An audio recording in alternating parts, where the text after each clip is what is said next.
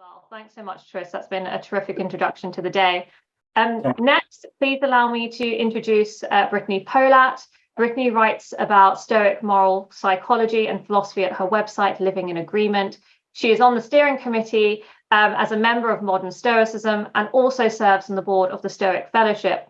As if that wasn't enough, she's also the co-founder of the new non-profit Stoicare, which aims to share Stoicism with everyone who cares about people and the planet.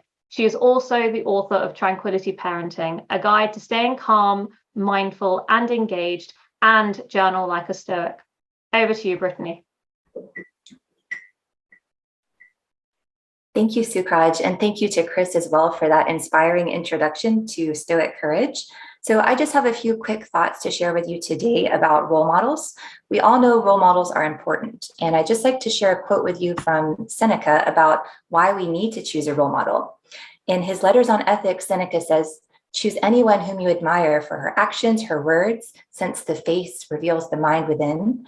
Keep that person in view at all times as your guardian and your example.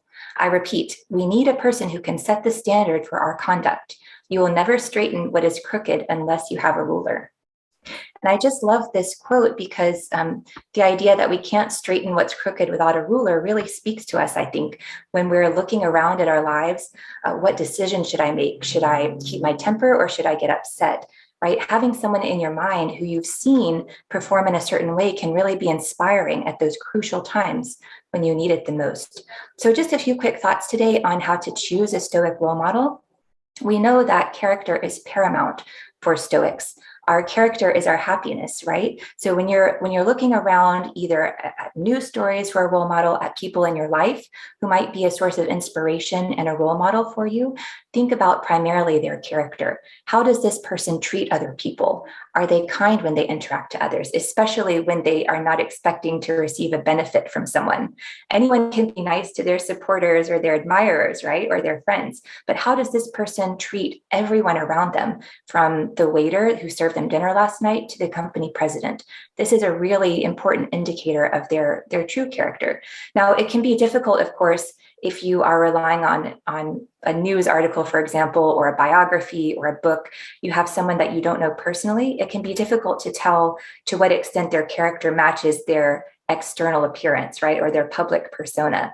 So always, try to look a little bit deeper beyond the headlines of their biography and see how they're actually treating the people who are closest to them. Some of the 20th century's most famous figures, for example, when you start investigating the depth of their lives, they weren't actually very nice to the people who loved them. And this counts for almost more than anything else. So really think about the depth of their character and not just the flashy things that they might be showing to the world. Also, if you're in a position to interact with this person, see how they respond to their mistakes. This is crucial. This is something that we all need, right? We need a role model to see how best to admit that we've done something wrong or that we could have improved, and then how to move forward and continue growing in our lives. The best role models will be able to show us how to do this. And just a few ideas for when you're looking around, you say, oh, okay, I need a role model. Where do I find one? Obviously, think back to your own life, maybe your childhood, your youth. Maybe there was a teacher or a coach or some other form of mentor who went out of their way to go above and beyond to help you, or not just you, but others. Really think about those people who might stand out in your mind. Why do you remember them? What's the reason that they're sticking in your memory? And then think about those qualities that really brought them out after all these years. Why are they still in your mind? Why are they still a part of you? And then see if you can emulate those characteristics as well. And that will set you on a good path towards perhaps being a role model for someone else.